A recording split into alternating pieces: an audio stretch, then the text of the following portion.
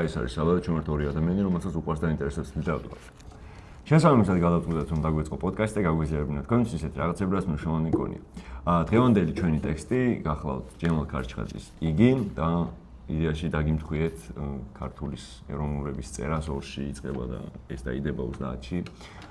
და ხო, 29-ში არ დაგავიწყდეთ რომ გამოიწეროთ ჩვენი არხი, მოიწონოთ ვიდეო, დაგვიტოვოთ რამე კომენტარი ჩვენ ვიდეოსთან დაკავშირებით, რომ უკეთესად გავიგოთ რა მოგწონთ და რა არა და ასევე ქისას ლინკი იქნება აქ წერაში და დაგვეხმარეთ რომ შევიძინოთ ტექნიკა. და ნებისმიერი კითხვა დაგვიშვით ქისაზე ხალხო. დღეს გათამაშება გვაქვს ბესიკ ხარანაულის 5 პოემას ვათამაშებთ, ეს არის ინტელექტის გამოცემული წიგნი, ახლახანს გამოსცეს, წინა ფესტივალზე იყო პირველი წარდგენა.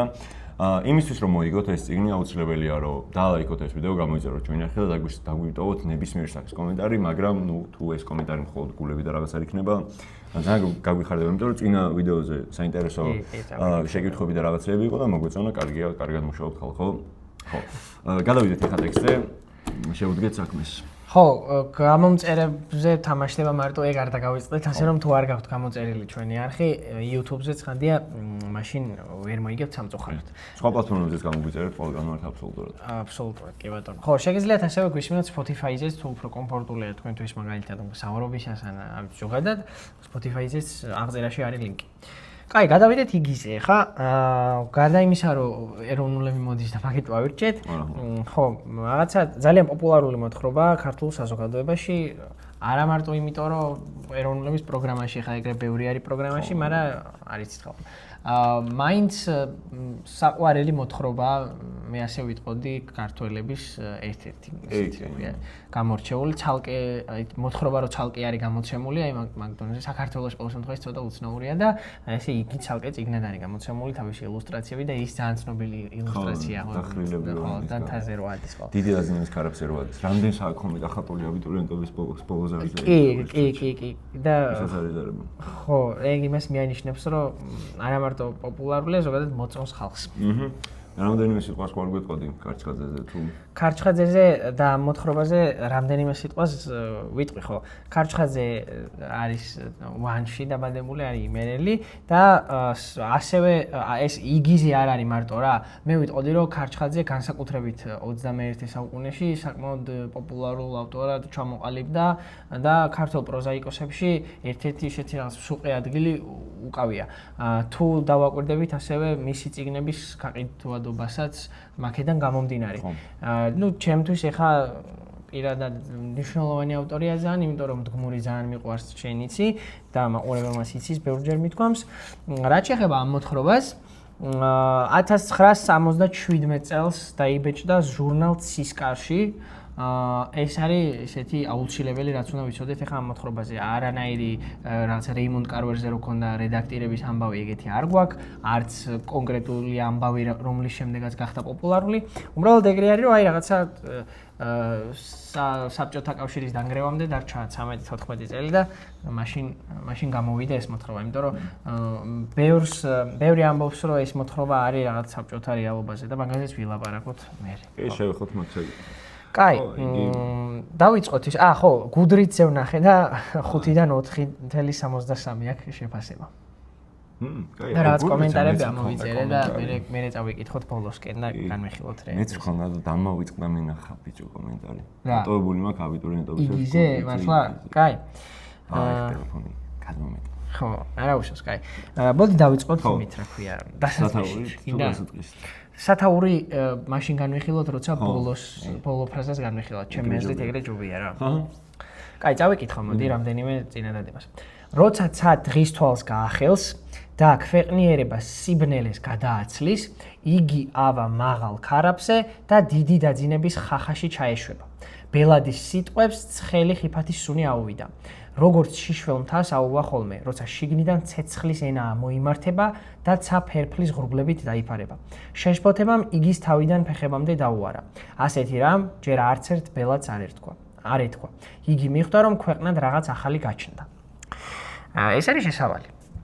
ანუ მოთხრობის დასაწყისში ავტომატურად ვგებულობთ, რომ კი არა, ავტომატურად ვგებულობთ მის დასასრულს. წინასწარ გვეუბნება ავტორი და ეს არის ხშირი, ასე ცნობილი მეთოდია მოკლედ რა, წინასწარ რო ავტორი გეუბნება რა მოხდება და მაგით რომელიღაც არ მახსოვს ეხლა ზუსტად, მაგრამ რომელიღაც ან რამდენიმე ან ერთი ნაწარმოები რომელიც განვიხილეთ, ეგეთ სტილში იყო დაწერილი. თავი, იმიტომ რომ მახსოვს რომ მე ვთქვი რომ ამით გარკვეულწილად ტვირთს გიხსნის მკითხველს რომ ნეტა რა მოხდება ბოლოს თქო რა. გამოცხადებული სიკვდილის ქრონიკაზე ვიტყოდით ხო, კი ბატონო.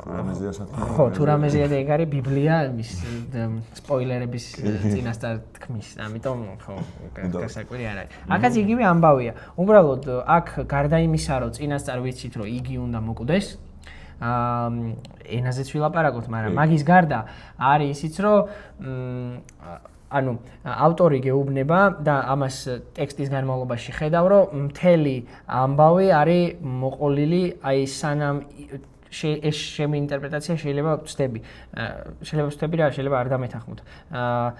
ეს ამბავი არის მოყოლილი სანამ იგი როცა იგი იწყებს ასვლას და სანამ გადაეშვება. აი ამ აღმართზე არის ამ აღმართზე ასვლის პერიოდში არის მოყოლილი ამბავი. იწყება ამით რომ გეუბნება რომ ადის, მაგრამ მე არის ტექსტში აი რაღაც ისინი წინადადებები, რომლითაც შეგახსენებს ქარჩხაძე, რომ გახსოვდეს, რომ ეხა იგი იქ დგას და ადის და ეს რასაც გიყვები, ეგ ამბავი ეხა არ ხდება, ეგ არის გახსენება, უბრალოდ რაც მოუვიდა რა. ეგ მნიშვნელოვანია, იმიტომ რომ ის არის, რა ქვია, გახსენების პერსპექტივაში მოიყოლება ეს ტექსტი რა. კი და გახსენების ელემენტი საჭიროა მაგ მდგომარეობისთვის, რა მდგომარეობასაც ქარჩხაძე აქ აღგვიწერს. ზუსტად. ნუ ეგ ძალიან ხატრულად რო ვთქვა, ეს არის მოთხრობა დაწერილი გასროლილი ტყვიიდან მოხვედრამდე. კი. მარკესთან არის. იქ ხანტობის სტილში. ეგ პრინციპია და მე უბრალოდ ენაზე თუ უნდა ვილაპარაკოთ, ქარჩხაძე შეუძლებლად ლამაზი არის ქართული სიტყვათა შეთანხმების გამოყენებაში და ვიზუალების აღწერაში და მით უმეტეს ძალიან უხდება ამ მოთხრობას ეგ რა, იქ არის რაღაც მოთხრობები ან რომანები, სადაც შეიძლება თქვა რომ ხო თან ძალიან ლამაზად წერს და მაგარია, მაგრამ აქ ისეთი ელემენტია რომ ავტორს როცა ნიჭი აქვს რომ ეს ლამაზად დასვას სიუჟეტი და ეს ლამაზად აღწეროს გარემო. ხო. ეგ ძალიან მაგას ძალიან წინ მიყავს ამბავის სიმძაფრე რა. ჩვენი ამბავი ხო იმასაა დაკავშირებული როგორ მოდის რაღაცა ან სამყაროს აღქმა როგორ შემოდის ადამიანში. და სამყაროს აღქმა ისეთ ლამაზ ავტორთან რო ხდება როცა სამყაროში ლამაზად არის აღწერილი, ოკეი, მე ძალიან მაგარი გამოდის. ჩემთვის ძალიან მნიშვნელოვანია დასაწყისში აი ის გამწონებული გაქთან. იგი მიხვდა რომ ქვეყნად რაღაც ახალი გაჩნდა. ხო. იმიტომ რომ ნუ ეგ ხომ ინიშნება რეალურად დიდი დაძინების კარებზე ვინებიც მიდიან იგიმდე. მიდიან იმიტომ რომ ხვდებიან რომ უნდა ავიდნენ. ხვდებიან რა ბუნებრივი ამბავია ეს მათთვის. დაბერდი, ვეღანადი რომ წადი გადაეში მოკვდი. ვიღაცამ დაგამარცხა, წადი გადაეში მოკვდი. ანუ წინასწარ არავინ არ გეუბნება რომ შენ უნდა ახვიდე დიდი დაძინების კარებზე. ეგ ავტომატურია ყველასთვის. და იგის გადაშვება არის პირველი გადაშვება, სადაც ბელადი თავისი ანუ ინიციატივით დგება და ამბობს რომ შენ ეს უნდა ქნა. და რეალურად აქ ხვდები რომ ეს არის პირველი მომენტი, როდესაც გადაწყვეტილების მიღება და ამ მიღებული გადაწყვეტილების ესეთი სახის გამოხატვა ძალაშია უკვე. და სამყაროში რაღაც მოხდა, გადატრიალდა რაღაც რა. გადატრიალდა იგის მეშვეობით. მაგრამ ეგ ცოტა მერე ნაწილია, რომელსაც ნელ-ნელა უფრო და უფრო შევეხებით რა. აქ ზუსტად ეგ წერია, რომ ნახე დიდი დაძინების ქარაფზე აქამდე მხოლოდ ისინი ადიოდნენ, ვინც უკვე ხნიერები იყვნენ. აი პირდაპირ ფრაზა აღარც კეტის ტრიალი შეუძლია და აღარც ნადირის დევნა. ანუ როცა ამოწურავ შენი პრაქტიკული გაგებით ფუნქციას ტომში და როცა უფრო ვალი ხარ ვიდრე შემომტანი, მაშინ შენ უნდა წახვიდე და მოკვდე. ოღონდ მოკვდე ჯერ არ იციან რას ნიშნავს ეს, მაგიტო ქვია დიდი დაძინების ქარავი. ხო, გაქრეს შენი კვალი. გაქრეს კვალი. ხო. მაგრამ როდესაც არის აი ეს დაპირისპირება ძველ ბელადს და მის შვილს შორის და ეს ბელადი ადის და ტოვებს ნაფეხურებს და ასევე უკან იხედება, ხო? იმიტომ რომ აქამდე არავის არ გამოხედია უკან. აი მან ხდება ზუსტად რაღაც მან ჩდება რაღაც ახალი. ხო და ნახე, ჰა? უკან არ იხედება მე მახსოვს. მე პირიქით მახსოვს, ხო?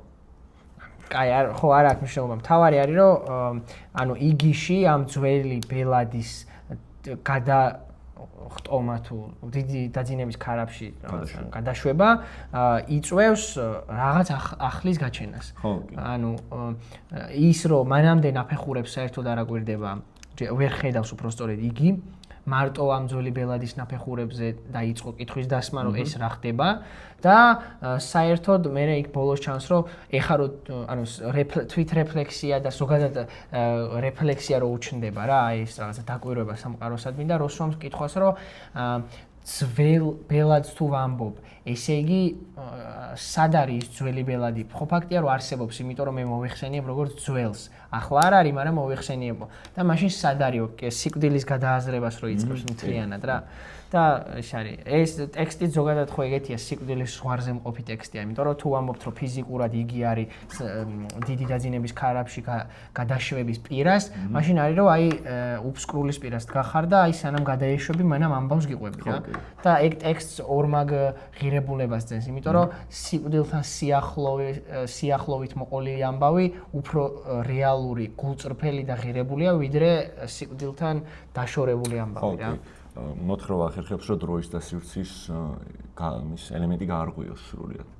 ოღონდ ეგ მარტო მნიშვნელოვანი, იმიტომ კი არა, რომ ტექნიკური უნარია იქ. კიდევ მნიშვნელოვანია მოთხრობის შინაარსიდან გამომდინარე, რომ შენ როგორც ეგანახსენე სიკვდილის ციმების იდეა როგორც არის გადათამაშებული, წინაზე თუ იყო, ეხა როგორ არ არის ან ძველი ბელადით რატომ მოვხსენებ, ამ დროის ელემენტის აღქმა რაც შემოდის იგისთან, სივრცის ელემენტის აღქმა და კვალებებით რაც შემოდის, ეგ აღქმები მაგამდე არ არსებობს. ანუ პრეისტორიული მოთხრობა ხო ქვია თან და ან პრეისტორიულ გარემოში ეგ აღქმები არ არსებობს და ეს აღქმები უკვე ჩნდება. მოთხრობა თავის თავში ივეც მოიაზრებს დროის და სივრცის გარღვევას სტრუქტურული თვალსაზრისითაც და ნუ ეს კიდევ იმას მიანიშნებს, რომ იგი მოახერხა ეს რა. კი ბატონო. ნუ ამხელა ანუ სივრცეს და დროს იტევს ამ მოძრაობაში. რაღაცა თუნდაც გადაშვების მომენტში, ან რეალურად ჩემი წარმოდგენით მოთხრობა მოყოლილია აი რო ეშვება მაგ მომენტიდან ქვემოთამდე რა. ხო, ეგეც. მაგიტომ სიკვდილთან ან ახლო მოთხრობა და მაგიტომ მნიშვნელოვანი როგორ ეძახიან მაგას არ ვიცი რაღაცა განათების თუ რაღაცა ბუდას რა enlightenment ქართულად როგორ გასხივოსნების ამბავით შეიძლება მოიაზრებოდეს მაგაში რა.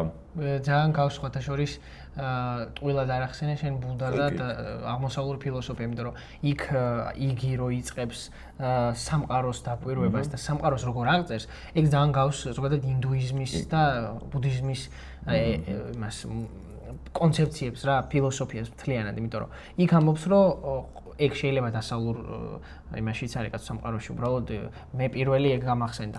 ანუ ნახე, სამყაროს რო ერთიანად მოიაზრებს, ყველაფერი მე ვარ და მე ყველაფერი ვარ რა. აი ეგ იმაში არის მხატვრულ ლიტერატურაზე რო ვთქვა, ძითარტაში არის ჰერმანჰესეს ეს რომ აი ძითარტა როგორც გადის ამ გზას. აი ეგ სამყაროს ერთიანობის და თან დაშლილობის აღქმა არის ინდუიზმში და აღმოსავლურ ფილოსოფიაში, რომ მე ნაწილი ვარ, მაგრამ თან მე ვარ მთელი რა.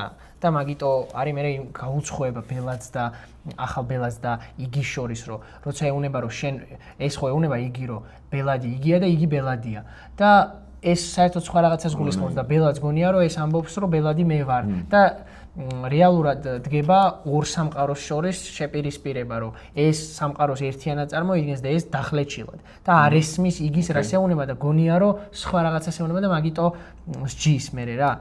თან რო ახსენე რომ პრეისტორიული მოთხრობაო, აი ეგ სიკვდილთან რადგანაც ესე განვიხილავთ ამ მოთხრობას, სიკვდილის ზღვარზე მყოფ მოთხრობას, მაშინ შეგვიძლია ვთქვათ, რომ ეს მოთხრობა თან სიკვდილის ამბავთან ერთად ახლის დაბადებას მოგვითხრობს, ხო? გარდა იმისა, რომ ბოლო წინადადება და იგი და ასე შემდეგ, უბრალოდ ზოგადად მგონია, რომ პრეისტორიულობიდან გამოსვლის ამბავი არის რა, რომ აი ბელადის სახით და იგი რომელიც არის რაღაცა ახალი წელთაღრიცხვის დამწყები და ამიერიდან ჩვენ აღარ ვიქნებით რაღაცა პრიმატები და გავხდებით შანსი გვექნება რომ ადამიანები გავხდეთ რა, იმიტომ რომ აი იგი მაჩვენა როგორ შეიძლება ეგ გააკეთოს. ეს არის მოთხრობა იმასთან დაკავშირებით თუ როგორ დავიწყეთ ადამიანებმა ცნებების აღქმა. ანუ ცნებები როგორ შევქმნით ადამიანებმა. ხო. ზუსტად ეგ არის რა, მაგიტომ მნიშვნელოვანია. და ეგ ენაშიც ჩანს ხო? აქამდეც ესენი ცნებებს ვერ აღიქვა, ვერც იგი ვერ აღიქვამს. ეგ ხო ძალიან საინტერესოა, ვერც უნდა აღიქვა, იმიტომ რომ რეალურად ავტორის ოსტატობას მან ჩანს რომ თავარი პერსონაჟის განსხვავებულობას იმით კი არ გვანახებს რომ ესენი აი ეს საზოგადოება ესეთია და ეს რა მაგარი არა, ესეც ნაწილია და ამ ერთი ადამიანის ტრანსფორმაციას გვაჩვენებს და ამით გვანახებს რომ აი ესე გადადგან ალუდარასაც აკეთებს და რავი რა, მთელი ლიტერატურა რაც არის საზოგადოების და პიროვნების დაპირისპირებაზე, რომ ეს ამათი ნაწილია თავიდან და მე რაღაც მოხდება და გარდატყდება და წავა ზემოთ და ზემოთ რა. რეალიზების სამყაროში რაღაცა ნაწილს აღმოაჩენენ, რომელიც გამოყოფთ მე სხვებისგან რა. ეგ ძალიან მნიშვნელოვანია. ეს მოთხრობა ჩემი წარმოგიდგენთ, მაგიტო არ არის, ანუ ზუსტად ეგ არის, რომ იმიტომ კი არ არის მნიშვნელოვანი, როგორც რაღაც ახლის აღქმა არსებობს საზოგადოებაში, რომ ინდივიდუალიზმთან დაკავშირებული მოთხრობა. მე საერთოდ არ გამყავს ინდივიდუალიზმის ფრონტზე რა ის საკითხები. რა იგულისხმება ინდივიდუალიზმში? რაღაცა გამოყოფილია საზოგადოებას, ეს წელსში არის გამართული, სხვა წელსში არ არიანო გამართულები, ეს პრინციპი როა, რომ შენ თუ შენ სიმართლეს ხედავ, შენ უნდა დაუპირისპირდეს საზოგადოება შენი სიმართლით და გაიტანო შენი ამბავი ბოლომდე, შენ ინდივიდი ხარ და შენ გექნება შენი აღქმების სამყაროს და რაღაცების. დაახლოებით ეს სახის ინტერპრეტაციას აძლევენ ხოლმე როგორც წესი. მე ეგ ინტერპრეტაცია მომწონს, რა თქმა უნდა, მაგრამ არ ვეთანხმები იქიდან გამომდინარე, რომ ჩემთვის იგიში ბევრად უფრო მნიშვნელოვანი ელემენტები არის დაჭერილი ავტორისგან რა. ანუ ისტორიულადაც საზოგადოება, ადამიანები, როგორც მოდგმა, ჩემს წარმოგიდგენთ გავედით სამ ფაზაზე. იყო პრეისტორიული ფაზა, იყო ან პრეისტორიული ფაზა, სადაც არ არსებობს არანაირი აღქმა კარგის და ცუდის, არ არსებობს არანაირი აღქმა რაღაც ცნებების, რომ არსებობს უბრალოდ შიმშილი, არსებობს ჭამა, არსებობს თვითგადარჩენა და არსებობს ასაკის მერი სიკვდილი. ოღონდ სიკვდილი როგორც ცნება, არა სიკვდილი როგორც ავტომატური მოცემული. ხო, ხდება, მაგრამ ვერ აღუქმებთ. ხო, ვერ აღუქმებთ საერთოდ. მარტო სიკვდილს კი არა, ვაფშე ვერაფერს ვერ აღუქმებთ საზოგადოებაში. ანუ საზოგადოება არ არსებობს, უბრალოდ არსებობენ ჯოგები, თემები, რაღაცები, რომლებიც ზრუნავენ იმაზე, რომ უბრალოდ გადარჩნენ ავტომატურად რა. შემდეგ უკვე შემოდის ტოტემის და ტაბუს იდეები რა. ნუ შემოდის რწმენის იდეა, შემოდის მორალი, შემოდის კარგის ცუდის აღქმა, შემოდის ბოროტის და კეთილის აღქმა, შემოდის სიკვდილის აღქმა, სიცოცხლის აღქმა, ზოგადად ცნებების აღქმა, როგორც ფართო მოცემულობა რა, შემოდის ღმერთის იდეა, იქნება თავდაპირველად ეს რაღაცა ბუნებასთან მიმული ღმერთი თუ მერე განვითარდება და იქნება ეს იესოს ამბავი, იქნება ეს რაღაც სხვა სახის რელიგიური გადათამაშებები, მაგრამ თავდაპირველად ცხადია რომ ტოტემის და ტაბუების პრინციპზე მიდის და აქ არ გვაქვს ეგენი. ანუ ეს უკვე ეს საზოგადოება, რომელიც პირველყოფილი რელიგია არ ჩანს აქ მაგას ამბობ. არა, საერთოდ არ აქვს არანაირი პირველყოფილი რელიგია ამათ. და ეგენი მეორე ფაზა უკვე საზოგადოების განვითარების. მესამე ფაზა არის პოსტინდუსტრიული საზოგადოების განვითარება, მაგაზე წინა ვიდეო არის ჩაწერილი თავიდან ბოლომდე, ეგ არის წინა ვიდეოზე, რაც ვაპარაკობთ მეტნაკლებად რა. ხო, ნუ პოსტინდუსტრიულ რევოლუციურ საზოგადოებაზე აღარ დავიწყებ ლაპარაკს, მაგრამ აქ ამ მოთხრობაში მნიშვნელოვანია ეს გარდატეხის ელემენტი, ანუ როგორ შემოვიტანეთ საზოგადოებაში ადამიანებმა და ვიღაც ადამიანებმა როგორ შემოიტანეს ცნებების აღქმა და რომ შემოიტანეს რა ხდება. ნუ ხდება პირველ რიგში ის, რომ ბელადი ამბობს, რომ შენ უნდა გადაიშვა, ხო. მეორე არის, რომ ზუში რაღაცა მოხდა, გადატრიალდა და უყურებს, აკვირდება, დაკვირვების ელემენტი. და ნუ მესამე არის ის, რომ ნიმ შეამჩნია, რომ რაღაცა განსხვავებულია იგიში, ეს მნიშვნელოვანი შემჩნევა და შეძლო რომ დაეფორმირებინა ეს, ანუ რაღაც მომენტში ხვამობს, რომ იგი სხვა ჯიშის არის. აი ჯიშის სიტყვა არ არსებობს მაგამდე მაგ საზოგადოებაში და როგორღაც პოულობს ნიამს. ანუ ენაში გამოხატა. გამოხატა. ანუ ამ საზოგადოებაში იგი განსაკუთრებით განსხვავებულია, მაგრამ სხვა წევრებში უკვე შეინიშნება რაღაც განსხვავებულობა. და ჩემი აზრით ავტორი მინიშნებას საკეთებს თუ რატომ ხდება ეგ. და მინიშნება არის ესეთი. რაღაცა როდესაც ბევრი გაკვირვება ცოდნად ექცა. ანუ როდესაც არსებობს სამყაროში რაღაცა რაც გაგიკვირდება მრავალჯერ, ეს გაკვირვება უკვე მე ცოდნად იქცევა. იგის უკვირდა სამყარო მის ირგვლივ, უკვირდა რაღაცა თა, უკვირდა ცა, უკვირდა ზღვა, უკვირდა ნიმ, უკვირდა გარემო ყველაფერი აბსოლუტურად უკვირდა ის რომ ნაფეხურები დაარჩა, უკვირდა ის რომ ძველს ეძახდა და ახალს ეძახდა რაღაცებს. ხო. ნუ ნის უკვირდა ის თუ როგორ იქცეოდა იგი, ზუს უკვირდა ის თუ როგორი იყო იგი და ნუ ბელადია და გავიგეთ. ეგ მნიშვნელოვანია. როგორ დაუფორმირეთ საზოგადოება, ცნებები, როგორ შემოვიტანეთ. ხო, მაგრამ მაგ გაკვირვებას და გაკვირვების შემდეგი, გაკვირვებას და ცოდნას შორის არის არ ვიცი რამდენად ცოდნა არის, უფრო კითხვის დასმა ხო არ არის რა ზოგადად. ანუ გაკვირვება და დაეჭვება რაღაცა, რომ აი ალბათ მაგას ამბობს ქარჩხაძე, რომ ადამიანის განვითარება მაგან განაპირობა, რომ რაღაცისადმი ცნობის მოყვარეობა გაგვიჩნდა რა, ანუ რეალურად გამოქვაბულდან იმიტომ გამოვედით, რომ გარეთ რა ხდება, მაგის ის გვაქვს, რა ქვია. და ეგ ხა ის არის, რა ქვია, ფილოსოფიურადაც რო ვთქვათ, გამოქვაბული, პლატონის გამოქვაბულიდან გამოსვლადაც შეგვიძლია განვიხილოთ, რომ არა მარტო რაღაცა ისეთი რა ქვია, გადარჩენის გაგებით განვითარება და არა მარტო რაღაცა ადამიანის პრიმატის არსების განვითარება, არამედ განვითარება შენ ასე გაბრწყინება გონებრივად, ხო, რომ რაღაც იდეალისკენ მიემართო. ოღონდ ჯერ აქ არ ჩანს ეს იდეალი ფაქტია რა. ჩემ წამით არც არის აუცილებელი არსებობდეს ეგ იდეალი რა. ანუ საერთოდ თუ ამ ეტაპზე. ამ ეტაპზეც და ალბათ საერთოდაც არ ვიცი საერთოდ. არ ვიცი, ცოტა სკეპტიკური შეხედულებაა ეგ რა. იგის ამბავია, რომ იმედის ეგ იდეალი ხო იმედის ხაზზე გადის და მე უბრალოდ იმედის ამბავს ცოტა უცნაურად უყურებ რა. აზრის და იმედის ამბავს ცოტა უცნაურად უყურებ. ახსენი რა გულისხმობ ხა? ბიჭო, იდეალი როცა გაკ რაღაცა, რასაც ეძლევა აზრი, რასთან მიმართებასაც ეძლევა აზრი და ამ აზრიდან გამომდინარე ზოგად არსებობას ეძლევა აზრი. კი ბატონო. ხო, მე უბრალოდ ზოგადი არსებობისთვის აზრის არსებობა არ მჭირდება რა.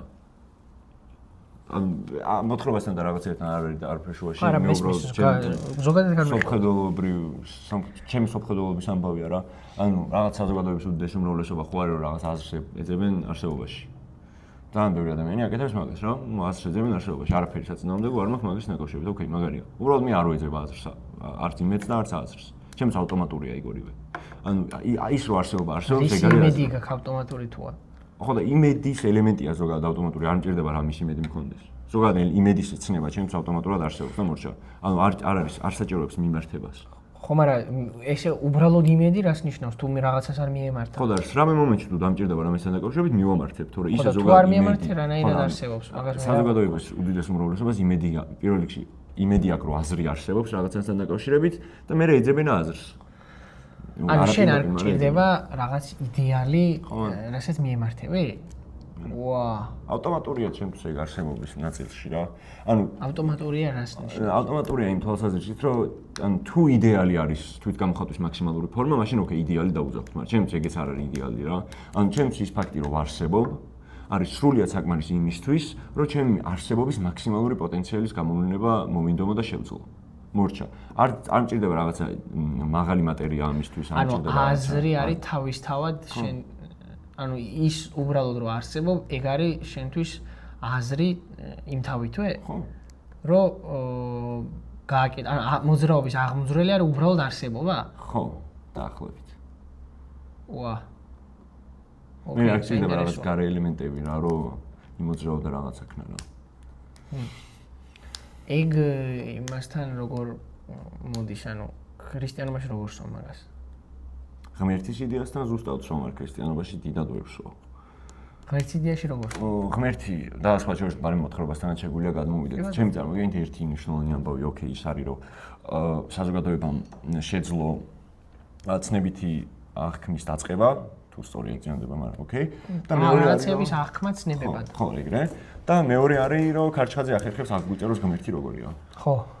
ღმერთი არის არსებობის უმაღლესი ფორმა, რომელსაც არის საჭიროება არანაირი სახელი, ანუ ავტომატური არის მისი არსებობის დასახელება, იმითი რომ ის არსებობს და ამავდროულად მისი არსებობა განისაზღვრება იმითი რომ არსებობს და იმითი რომ არ არსებობს. ანუ პოტენციალი და რაღაცეები და რაღაცა შესაძლებლობები და რაღაცა კი არ არის ღმერთი. ანუ ღმერთი არის ავტომატური თავისთავადი მოცემულობა და რომელიც შეგვიძლია ავწეროთ ისე რომ ის არის ის რაც არის, მორჩა. ანუ შექსპირისთან მაგალითად შექსპირი ამას ეძახის ეგეთ მდგომარეობას to be or not to be, ყოფნა არ ყოფნა. ღმერთი არის ყოფნაც და ღმერთი არის არ ყოფნაც. ნუ ვეფხისტყაოსანში შოთა ამას ეძახის რომ რომელმან შექმნა სამყარო, რომელმან. ანუ რომელმან, ანუ რომელიც არის და რომელიც არ არის. მაგაში არ გეთახმები. ოკეი. ვიცი, ანუ ეგ არის ერთი სახის აღქმა ღმერთთან დაკავშირებით რა. ანუ ღმერთი თან აბსოლუტურად ყველგან და ყოველთვის არის და თან ყველგან და ყოველთვის არ არის. ანუ ღმერთს შეუძლია რომ სივრცის, ანუ რაღაც სახის სივრცე მოიცავს ყოველთვის, მაგრამ ამავდროულად რაღაც სახის სივრცეებს არ მოიცავს ყოველთვის. ხო. ეგ და მოთხრობაში ეგ ხერხდება შემდეგნაირად, რომ იგი მთა არის და მთა იგია. მაგრამ მერე იგი სხვა არის, სხვა იგია. ანუ იგი არის, ანუ იგი იდეაში ღმერთია ამ მოთხრობაში. გავიგეთ ეგ, ოკეი, გავატაროთ. და იგი ახერხებს სამყაროს სისრულის აღქმას და სისრულით გარდაქმნას, მაგრამ რაღაც ეტაპზე სამყაროს სისრული არ არის.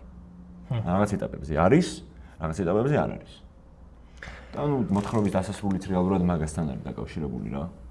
რომ ეს სამყაროს ის ნაწილი, რომელიც სამყაროს არასისრულე ვერ იქნება ხოლმე, ანუ იგი, როგორც ფორმა, ფიზიკური ფორმა, ეგ ჩამოეცლება და რჩება იგი, რომელიც არის სამყაროს სისრულის ფორმა, ანუ ღმერთი რჩება. ანუ ღმერთი ფიზიკურობისგან დაცლილი უბრალოდ არსებობის მაქსიმალური ფორმა ეგრე რჩება. და ანუ მე თუ ვამბობ რომ მე სამყაროს ეგრე მიმემართები რომ მე სამყაროს და ჩემი არსებობის სისრულის გამოხატვა და შეგრძნება მინდა, ну ეგ ღმერთის იდეაში სრულიად ძნება რა. ხო. კაი, მაშინ ახლა გეტყვი რაში გეთანხმები და რაში არა. ბოლოდან დავიწყები ხა რაც თქვი, ბოლოდან, ანუ რაც უფრო მერე მიდიოდი, უფრო გეთანხმებოდი რა, რაც რითიც დაიწყე მაშინ ნაკლებად. ბოლოს რო თქვი რომ აი მოდი პირდაპირ წავიკითხე ხა მოთხრობის ბოლო წინადადებას, რომელიც ყველა მიცის და მაგის მერე ვისაუბროთ აი ღმერთის არსებობის და ნაცვალსახელების იდეაზე რაც შენ თქვი. იგი ზუსტად უყურებდა სხივოსან ტომსაც და თავის განათებულ სხეულსაც. მერე უკან გადადგა ნაბიჯი. სახეზე სითბოს სუნი ასდიოდა. კიდევ გადადგა უკან ნაბიჯი და ფეხმა რომ ქვეშ მიწა ვეღარ იგრძნო, უხმოდ თქვა თავის სხეულში. იგისაგან სწორედ ის დარჩა, რაც იგიში იგი იყო. სხვადასხვა აქ მოკლე გადახვევა უკან რომ მიდის ეგ აუცილებლად უნდა აღინიშნოს, ანუ პირდაპირ კი არ მიდის.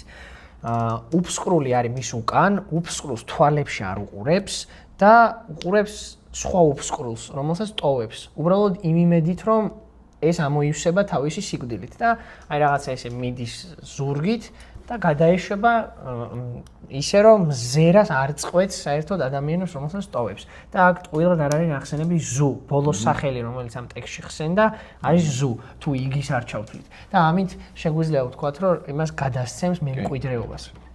ეხლა რაც შენ თქვი. აქ წერია ბოლო წინადადება, იგისაგან სწორედ ის დარჩა, რაც იგიში იგი იყო. აქ მე რო წავიკითხე პირველად, ყოველთვის ვფიქრობდი, რომ ბიჭო, როგორ შეეშალა ესეთი რაღაცა, რომ აქ ის დაწერა და იგი არ დაწერა. იმიტომ რომ რა მაგარი იქნებოდა ესე რომ დაეწერა თქო, იგისგან სწორედ იგი დარჩა, რაც იგიში იგი იყო და ვითომ ბევრი ის გამოსცემოდა. ეხლა ეგ ხო დიდი ალბათობით მოაფიქრდებოდა ქარჩხაძეს რა, იმიტომ რომ ეხლა რავი რა უნდა მაგის მოფიქრებას ხო, რომ უფრო ლამაზად ჟღერს, რომ იგი ჩასვა და ამდენი იგი ვათამაშე და ერთი ნაცვალსახელი, მეორე სახელი და აბა მინდი ეხლა მკითხველი დავაბნიოთ, მაგრამ მე მოდი დავსვათ კითხვა. რატო დაწერა ის? და მანდ ეხლა დავიწყოთ შერეთის დაიწყე ის იმით. ანუ თუ იმაზე ვთანხმდებით, ღმერთის სახელზე კამაც რაც შეეხება. არ გეთანხმებოდი რაში რა, ის შექსპირის to be or not to be ვერ უაკავშირებ ღმერთის სახელთან, იმიტომ რომ ყოფნა არ ყოფნა მგონია უფრო ადამიანურ მე ეგრე აღვქვამ, რომ ადამიანურ კონტექსტშია რა და მიიღებს აღვქვა ღმერთი რომელიც არის და არ არის. მაგრამ და რომელმანს გეთანხმები უბრალოდ სხვანაირად მინდა რომ ვთქვა. ღმერთს რომ სახელი არ აქვს, ვერ აქვია ღმერთს რა. ეგ არ ახალია და ის არის რა ქვია, გასაგებია და წავიკითხოთ რამდენიმე დასტური ესე ვთქვათ ბჭყალებში, ძველი აღთქმა გამოსვლა თავი მესამე, როცა მოსე ეკითხება ღმერთს. მე-13-მე-14 ხაზებია მოკლედ. უთხრა მოსემ ღმერთს: კარგი, მივედი ისრაელიანებთან და უთხარი, თქვენი მამაპაპის ღმერთმა გამომგზავნა მეთქი. თუ მკითხეს მისი სახელი რა ვუპასუხო? უთხრა ღმერთმა მოსეს: მე ვარ, რომელიც ვარ. კვლავ უთხრა, ასე უპასუხე ისრაელიანებს, რომელიც ვარ გზავნის თქვენთან. ანუ კი არ ეუნება ეს მქვიაო, ეუნება რომ აი უთხარი რომ მე ვარ, რომელიც ვარ. ეს ეხა პირდაპირ გადის იმაზე, რაც უწერია ქარჩხაძეს, რომ ყველგან მყოფადი. მაგრამ თან რომ არსად არ არის, ეგეც გვაქვს ქართულ ბჭყალებში, ქართული აზრის ისტორიას ეგეც გვაქვს მოკლედ. საგანი არის ჩვენთან უნივერსიტეტში ეგეთი და მაგითო გეგვეცინა. ხო და აქ არის იოანე პეტრიწის ფილოსოფიაზე თენგიზ ირემაძის წიგნი და იოანე პეტრიწის ფილოსოფიაზე იოანე პეტრიწიდანაც, მისი ნაწერებიდანაც და პეტრე იბერის ნაწერებიდანაც, უბრალოდ დიონისი არეოპაგელის, რომელზეც არის ერთ-ერთი ვარაუდი, რომ პეტრე იბერია, მახსოვს ეზოგვაიასთან რომ გავდიოდით, სადაც მან აგვეხსნა და ეხლა რომ დავსერჩე, გამახსენდა რო გვეუბნებოდა რომ აი ღმერთის იდეას როგორ განიხილავენ და რომელიც ანუ რა არის ღმერთი და ღმერთის ღმერთის არსებობას, აი სად არის, ვინ არია, შემდეგ კითხვებს რო პასუხობენ, აი დიონისე არეოპაგელის და იოანე პეტრიძის პასუხები არის ეგეთი, იოანე პეტრიძე ამბობს, რომ ღმერთს უწოდებს ზეარს და ეგრეთ წოდებულ არარაობას, ანუ თან რო ყველგან არის და თან არსად არ არის. და დიონისე არეოპაგელთანაც იგივე გვხდება, რომ დაახლოებით, რომ რაღაცა ყველგან მყოფი და არსად მყოფი, იმიტომ რომ თუ ყველგან არის ერთდროულად, არ არის ფიზიკური არსება და მაგიტო არ არის თითქოს არ არსება, ეს ძალიან ზედაპირულად რო ვთქვათ რა. და რაც შეეხება იმას, რომ ღმერთს სახელი არ აქვს, ეგ ასევე ჩანს, რაც შენ თქვი რუსთაველის პირველ სიტყვაში, რომელმან, რომ ქართველები ღმერთს ქრისტიანული კულტურიდან გამომდინარე აღვიქვამთ ნაცვალ სახელით. ოღონდ ჩვენი ენის ჭალებში რატოღაც პირდაპირ გაგებით სიმდიდრე არის ის, რომ ნაცვალ სახელს სქესი არ აქვს. ეგ ძალიან მაგარია. ანუ ინგლისელებს ვაქვს he or she, ჩვენ არ გვაქვს ის გვაქვს და მაგიტო ძალიან კარგად გამოხატავს ჩვენი ენა ღმერთის ჭალებში ვინაობას, იმიტომ რომ არ აკონკრეტებ არაფერს, არც ადგილს აკონკრეტებ, არც სქეს, არც რაოდენობას, არაფერს რა აბსოლუტურად. და ამიტომ, ხო, ამ ბოლო წინადადებაში, რაც არის იგისაგან სწორედ ის დარჩა, ის არის ზუსტად ის, რაზეც შოთა ამბობს რომელმან. იმიტომ რომ ორი ქართველი ავტორი არის, რომელიც ნაცვალ სახელებით გვეუბნება ღმერთზე.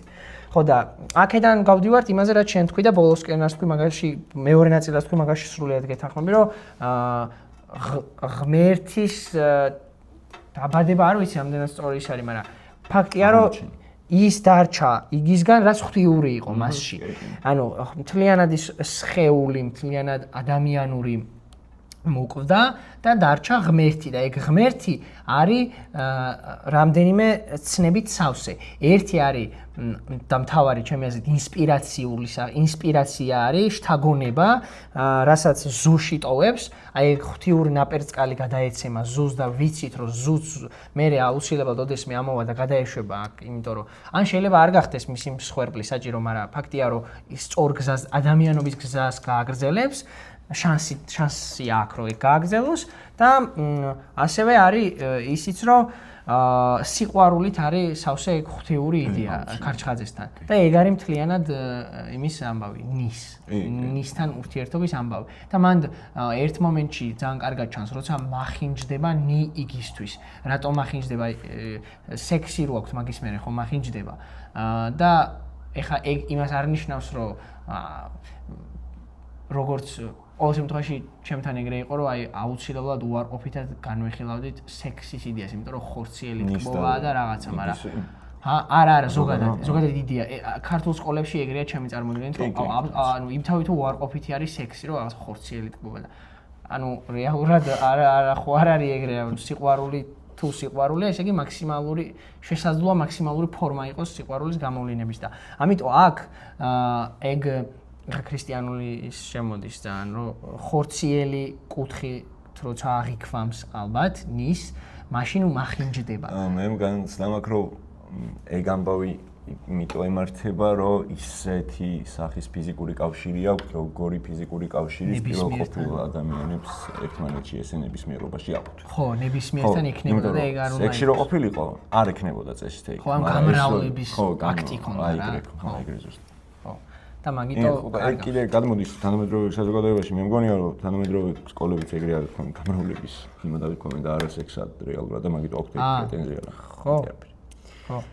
ხო, სიყვარულით სრულიად სავსეა. აი ეგ ორი იდეა ჩემი აზრით რა, მარადიული რო ახლა მაგაზე რა თქმა უნდა. უბრალოდ აქ იბადება რა, ფაქტია, ანუ აქამდე არ არსებობდა და ეს ღვთიური გააჩინა თავისი სიკვდილით. და ეს ახლა რა ვიცი, ძალიან მარტივად გავს იესოს ამბავს, ხო, როცა თავისი სიკვდილით გუნავს იმ საზოგადოების იდეალებს, ბადებს ახალს და თავისი სიკვდილით აღარ გვიჩენს საჭიროებას ჩვენი სიკვდილის, იმიტომ რომ ერთხელ მოკვდა უკვე, ერთხელ ეცვა ჯვარს, მოკვდა ისეთ სიტყვა და შესაბამისად დაბადა ახალი საზოგადოება. და გარდა მაგისა, აქ ძალიან ჩანს ერთ ეპიზოდში იესოსთან კავშირი რა. ნახე, იგი იმით რომ იგი წერს ქვიშაზე. ჩვენ ვიცით რომ ბორხეს უწერია ეგ ბორხეს აღმომაჩენინა მე უბრალოდ დამაკვირვა მაგიტო დავაკვირდი რომ ბორხესთან ვნახე რომ ბორხესი ამბობს რომ იესო არის საუკეთესო ანუ რელიგიურად არ განიხილავს უბრალოდ სხვა ასპექტში განიხილავს იესო არის საუკეთესო მასწავლებელი oral teacher ეგრე ეძახის ანუ მასწავლებელი რომელიც ვერბალურად გადაცემდა არ წერდა ანუ ქრისტე ხო არ წერდა მისით ну სოკრატესეც ვიცით და სოკრატეს ამბავსაც ძალიან გავს უბრალოდ უფრო ქრისტესთან მოკავშირე ქრისტე ხო არ წერდა ერთადერთი ეპიზოდი როცა ქრისტე რაღაცას წერს აი რაღაცას წერს არის ახალ აღთმაში იოანეს სახარებაში თავი მერვე 1-დან 11-მდე მოდი წავიკითხავ ძალიან მოკლე ის არის ხოლო იესომ ზეთისხილის მთისკენ გასწია დილით კი კვლავ მიბრუნდა ტაძარში და მთელი ხალხი მივიდა მასთან დაჯდა და ასწავლიდა მათ ხოლო მწიგნობრებმა და ფარისევლებმა მოიყვანეს ქალი რომელიც მრუშობისას შეეპყროთ შუაში დააყენეს და უთხრეს იესოს მოძღვარო ეს ქალი მრუშობისას შევიპყარით მოსემ კი ჯულში გვამცნო ამნაირების ჩაქოლვა შენ რაღაც იტყვი ხოლო ამას საცდუნებლად ეუბნებოდნენ რათა ბრალი დაედოთ მისთვის ანუ იესოსთვის იესო კი დაბლა დახრილიყო და თითით რაღაცას წერდა მიწაზე მაგრამ რა კი დაჟინებით ეკითხებოდნენ წამოიმართა და უთხრა მათ ვინც თქვენ შორის უცოდველია პირველად იმან ესროლოს ქვა მერე კვლავ დაიხარა და მიწაზე წერა განაგრძო ხოლო ისინი ამ სიტყვების გაგონებისას უხუცესებიდან მოყოლებული სათითაოდ გაიკრიბნენ მარტო დარჩა მარტო იესო და შუაში მდგომარე ქალი წამოიმართა იესო და რა კი ქალის გარდა ვერავის მოჰკრა თვალი უთხრა მას ქალო სად არიან შენი ბრალმდებელნი არავინ დაგდო მსჯავრი მან კი მიუგო არავინ უფალო და უთხრა მას იესომ არც მე განგჭი წადი და ამიერიდან ნუღარას წოდავ ეხა იმაზე არ ვილაპარაკოთ რა გარდატეხა ხდება ძველ აღთმასთან შედარებით უბრალოდ ეს ფაქტი მინდა რა ამის გარდა ჩვენ ვერსად ვერ შევხვდებით ახალ აღთმაში სადაც იესო რამეს წერს თან აქ ხატავდაო კი არ წერენ პირდაპირ ამას წერდა რაღაცას წერდა მიწა ამას არ გვეუბნებიან იოანე ამას არ გვეუბნება მაგრამ ძალიან მნიშვნელოვანი მომენტია იმიტომ რომ ამის გარდა არსად არ გვხვდება და მე მგონია რომ ძალიან ისე კონკრეტულად და განზრახაა გამოყენებული ქარჩხაძეს ეს ეპიზოდი თითით მიწაზე პირდაპირ ხო არ დაწერდა ხა მეზავი ქალი შემოუყვანეს იგის და თითით წერდა ხო ანუ ინტერპრეტაციის ამბავია რომ შეიძლება ხა ქარჩხაძე არც უქნია ეგ მაგრამ უბრალოდ მე ესე მომწონს თითით როდესაც ხატავს ნის ამით გარდა იმისა რომ თავის შემოქმედ ბუნებას გვიჩვენებს და აი რაღაცა თავი ანუ რო იცლება ნისიდია და ქეშაზე გადმოდის ანუ რომ უნდა შენი რაღაც ნაწილი უნდა მოკვდეს რომ გადმოიტანო ფურცელზე და რაღაც გარდა მაგისა იმის მანიშნებელია რომ იგი არის მესია რა ანუ გარკვეული გაგებით რომ აი ჯვარს უნდა ეცვას რა მოკლედ და არც ის წერს მართალია მაგრამ აი რაღაცა ეს არის თითქოს ძალიან მარტივად შესამჩნევი მინიშნება არის იესოსთან რა და ეგ მე ძალიან ვალიდური ინტერპრეტაცია იესოსი კაცო ერთი შეგიძლია დაშვა რა პრობლემა ხო არა ეს მეთქრო მართლა მაგიტო ძალიან მნიშვნელოვანია იქ ღმერთის იდეა როგორც მე ქარჩხაძემ გადმოცა აღმოჩენის იდეა საზოგადოების ფორმირების იდეა და ერთი ის მომწონს ამბად რომ იმისთვის რომ ღმერთის არსებობა დავინახოთ დავიდასტურდეს და რაღაცა კი არა დავინახოთ აუცილებლად უნდა მოვკლათ ის რაც ყველაზე ახლოს ყველაზე ძალიან წააგავს ღმერთს აქ ეგრე რა ხდება იგი კვდება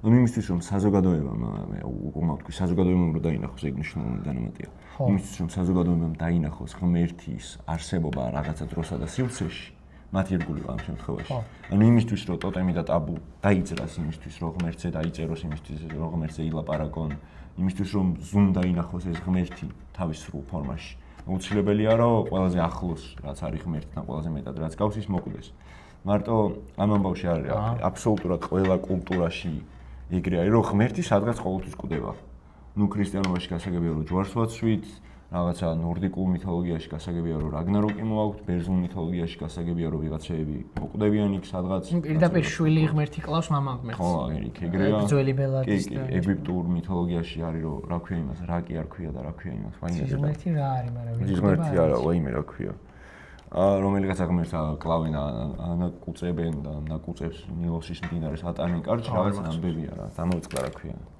ხო ანუ აუცილებელია რომ რაღაც მომენტში ღმერთი მოკლა იმისთვის რომ მისი არსებობა გადაიტანო დროსა და სივრცეში მაქსიმალურად რა და სადაც შენთვის აღქმადია იმ აღქმის მდგომარეობაში დარტოვო. მაგას ვაკეთებთ რა საზოგადოება. ხო. ხო. ეგ კიდე მნიშვნელოვანი აღმოჩენაა რაც აქ. ამას. ხო, კი ბატონო. იმაზე მინდოდა რა ქვია, თუ იესოს ინტერპრეტაციაზე გავდივართ, მაშინ არის რომ აი რაც ერთი პერიოდი ძალიან ესე პოპულარული იყო ქრისტეს შესახებ ლიტერატურაში, რომ ისი ადამიანური ბუნების ის რომ მიდიოდა განხილვა, ანუ აქცენტი რო იყო ადამიანურ ბუნებაზე რა. მაგალითად კაზანძაკის რასაც აკეთებს, სარამაგუ რასაც აკეთებს და იესოს უკანასკნელი ქრისტეს უკანასკნელი ცნუნება და აი ხო ხდები. მაშინ აქაც შეიძლება და იქ აქვთ ბჭყალებში ჩაჭერა მარიამ მაგდალინელზე. არ შემეხოს ამბავი, ეგ კაფკას პროცესშიც გავიარეთ იმ ინტერპრეტაციის მიხედვით რომ არ შემეხო და რომ ეხება რა. ხო და აქ მაშინ გამოდის ეგ ამბავი და მოდი არ ჩავიდეთ სიღრმეებში, მაგრამ შეიძლება ამ მოთხრობაში დაჭერა ქრისტეს ადამიანური ბუნებისაც. როგორც მისი როგორ მიემართება სხვა პერსონაჟებს და განსაკუთრებით ნის. აი მან არის მთავარი დასაკვირველი რომ კითხულობ, ჩემი აზრით მაგას ძალიან უნდა დააკვირდე რა. თუ ამ ინტერპრეტაციას გაყვები თუ არა და ცხადია ახლა მაშინ სხვანაირად დაბრუნები მას. ხო, კიდე არის ბოდიში ამაზე ხო გინდა იმაზე ქრისტეზე მინდა იმას ქნა კიდე. მიდი თქვი და მე ხო, აი მნიშვნელოვანი ქრისტეს გარეშე მნიშვნელოვანი დასაკვირველია რა. ხო. რომ რაღაც სახის ინტერპრეტაცია არის შეიძლება იყოს რაღაც სიკეთე, სიყვარული და რაღაცები, მაგრამ იმისთვის რომ სამყაროს სისავსე არის, აუცილებელია სხვა ელემენტებიც აუცილებელია რა. ну რაღაც გავიგე ნისთან რაღაცა სექსუალური აქტის კავშირის მნიშვნელოვანი ის რომ ახინჯი ესახება ეგეც მნიშვნელოვანი ქარიშხაძე კიდე აქ ერთ გენიალურობას მაგით აკეთებს რომ ანუ ღმერთობისგან რეალურად ძალიან ცდილობს რომ დააშოროს ქრისტეს ინტერპრეტაციას მაგრამ გავიგე რომ არ გამოდის იმიტომ რომ ამბავი ისე ზუსტად ზის რომ ვერ დააშორებ რა და ეს დაშორება იმიტომ სჭირდება რომ აბსოლუტურად ყველა ბუნება და ყველა მიმართება, ყველა მახასიათებელი გაჩვენოს რა, იმიტომ რომ ქარიშხაძე ძალიან ცდილობს რომ სამყაროს აღქმის მოდელირება სრულიად შეძლო და გაჩვენოს რომ ეს მოდელირება როგორ ხდება სრული მასშტაბით. მარტო ისე კი არა რომ რაღაცა მე მთა დავინახე და რა მაგარია და მარტო ის კი არა რომ მე მთის სრული ნაწილი ვარ და იმის სრული ნაწილი ვარ. კიდევ ისე რომ შია სექსი აქვს ზულს რაღაცა მახინჯი ამისთვის რაღაცა ისეთი რაღაცა ისე აღწერს იმას მაგალითად აი ბელადი რო ჭამს სისხლი ამოწოვა და კისერში და ისე უყურებდა რომ პირი არ მოუშორებია ხორცს და ძალიან დეტალურად აღწერს რა იმას და მან უნდა წარმოვიდგინოთ რომ იგიც იგივეს აკეთებს აუცილებლად ყველა იგივეს აკეთებს ეგ მნიშვნელოვანი ეგ სჭირდება რა ეგენი კი ქრისტეზე მომდი კიდე რა ის აი შეკრებილი რო არის უკვე ბელადს რო გარეთ გამოყავს იგი უკვე ფინალისკენ და ეს ქვას რო იღებს და ქვაზე რო ხატავს და ამაზე რო დაშოკილია ხალხი აი მანდაც რაღაცა იგივე დატვირთვა აქვს რაც ქრისტეს სასწაულს მაგალითად ღვინოდ გადაქცევას წყლის და ასე შემდეგ რა ანუ რაღაცა ისეც აკეთებს რაც ამათვის შეუძლებელია რას ნიშნავს ქვაზე ხატავს მანდაც ის არის ერთ-ერთი მე მგონი შეგვიძლია ჩავთვალოთ აუცილებელ კრიტერიუმად მესიას, რომ სასწაულის მოხდენა შეეძლოს. და ეგ ფუნქცია კი არა, ეგ კრიტერიუმიც აქვს. იმას იგის, რომ მნიშვნელოვანია, რომ სასწაული რეალურად აუცილებელი არ არის, რომ ზეადამიანური ძალის გამოვლინება იყოს. მარტივ რაღაც შეიძლება იყოს, რაც საზოგადოებას არასდროს არ წარმოედგინა, რომ შესაძლებელია. ხო და მე მგონი ამ შემთხვევაში ეგ არის. ხო, კი, ზუსტად ეგ არის, 100%-იანი ეგ. და არა ის რომ რაღაცა ღმერთი, ანუ სოციალური ღმერთი, თუ შეგვიძლია რამე ცნებას უწოდოთ, ეს სოციალური ღმერთი გამოდის მაშინ ღმერთი, რომელსაც შემოაქვს ახალი ცნებები, ახალი იდეები საზოგადოებაში, რომელიც ქმნის ისეც, რის შექმნას არასდროს არ წარმოედგინა სხვას. ეგ არის იგი, სოციალური ღმერთი. და ის სოციალური ღმერთობიდან მე ნამდვილ ღმერთობამდე რომ გადავიდეს, აუცილებელია რომ მოკვდეს, გადაეშვას დიდ დაძინების ქარებში, რომ ის დარჩეს, რაც მასში ის არის. ხო. ოღონდ მან და არის აი ნახე გუდრიცი ეწერა ვიღაცას ჯონათან იგინსტონი რა ლივინგსტონის ის კონდა რა ქვია გადააკეთა და ნახე აი ლივინგსტონთან არის ხო ეგრეა რომ როცა მოკლედ სამი თავისგან შედგება უბრალოდ მე ბახმა ავტორმა დაამატა მეოთხე თავი სადაც ეს თოლია რაღაცა და იგივე ამბავი რომ რაღაც ინსპირაცია, იქ რაღაცა მისი ჭყალებში მიმდევრები და ასე შემდეგ, აი ამას რო ზუყავს ის რო ეგრე დატოვებს თავის თოლიას და წავა, მე არის რომ მეოთხე თავი როცა დაამატა, საზოგადოება ამათ აღმერთებს და ამათ კერპებს დგამს. და ეხლა შე რო თქვი რომ სოციალური ღმერთიო ეგ თუ დაემართა იგის, მაშინ ამის იდეა ჩაკვდება, რომ ეს იგი თუ გააღმერთეს და კულტად გაიხადეს, მაშინ საერთოდ ჩაკვდება ყველანი და პრეისტორიულზე უფრო პრეისტორიულ ხანაში გადავლენ რა. იმიტომ რომ საერთოდ ანუ აქამდე თუ გზა უბრალოდ არ იციან რომ არსებობს, მანამდე ამის შემდეგ ყალბგზაზე დადგებიან და ეგ უარესია ვიდრე პირველი შემთხვევა. ამიტომ ეგ მაგით უკვდება, ეგრე არ მოხდეს. ხო, მაგრამ რისკი ხო არის რომ ეს რაღაც რისკი არის რომ იგი განღმერთდეს ამათ კულტურაში, ეგ რისკი ყოველთვის ყველასთან. ეგ რისკი უნდა გადალახოს ამ საზოგადოებამ. ეგ რისკი ახლაც არის საზოგადოებაში, რომ ვიღაც ადამიანი არ გააღმერთონ უადგილოდ რა. და იმაზე იყო, რა ქვია. ვიღაცას ეწერა, ყველა ადამიანშია ერთი ნი, ზუ და ბელადიო და მაგაზე რას ფიქრობ? კაი, შემოწმო. არა, მართლა რას ფიქრობ? არ ვიცი, ანუ ცნობილი კომენტარია. ალბათ არის. რა, ანუ პროტოტიპებზე უნდა ვილაპარაკოთ. იდეაში მაგათ პროტოტიპებზე არ ვილაპარაკია, იმიტომ რომ ნაკლად მნიშვნელოვანია გასაგებია, მაგრამ ну, ეგ ისეთ პროტოტიპებია, რომ კი ყველა ადამიანის იმაში იქნება რა. რომ ერთი პროტოტიპი არის პროტოტიპი ზუსი, რომელიც არის გაკვირვების პროტოტიპი და შემეცნება არ მინდა დავარქვა. უნარი დაინახოს ანომალია და მოეწონოს. ანომალია არის განსხვავებულობა. ბელადის პროტოტიპი არის მიუღებლობის პროტოტიპი, მაგრამ გაკვირვების უნარი მაინც რო აქვს. რავი, ნის რაღა გამოდის. ნი გამოდის ალბათ იუტან. არ ვიცი, მე ვერ მივხვდი და მაგით ვკითხე, რომ მეთქი რა თუ დაწერა თქო. კაი, არა უშავს, დავტოვოთ ეს საფიქრად. ვინც ეგ კომენტარი დაწერა, თუ მიყურებთ, გეხოწერეთ აგვიხსენით რას ნიშნავს. მეც ძალიან ინტერესებს. ან პროტოტიპებზე რო გადის გავიგე, მაგრამ პროტოტიპებს დიდად ვერ ხედავ მაქსიმუმ პერსონაჟში, ესე გამოსაყოფად რა. ანუ ალბათ ხო, ალბათ არის რაღაც ადამიანურ იმაზე გავიდა, რა ქვია. თვისებებზე ან რაღაც როლებზე ალბათ რა ვიცი. კაი, და ნელა წავიდეთ ბოლოსკენ. მინდა რომ გირჩიოთ ტოტემი და ტაბუ ხშირად ახსენა უკამ და ასევე მეორე ტექსტი კულტურით უკმაყოფილება ფროიდის, რომელიც ზუსტად იმ მომენტს აღწერს, რა მომენტსაც ქარჩხაძე ოღონდ მხატვრულად. ეს თუ მხატვრულად ფროიდი ცხადი არა მხატვრულად. და პირდაპირ წერს სხვათა შორის წელში გამართვის მომენტზე იქ.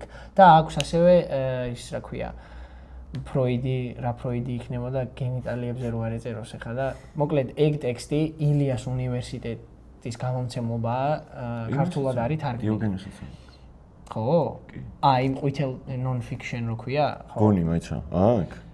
კი, არის, მე მაქვს ეგისა ფროიდის დიდი ტექსტები და არის მანდ კი.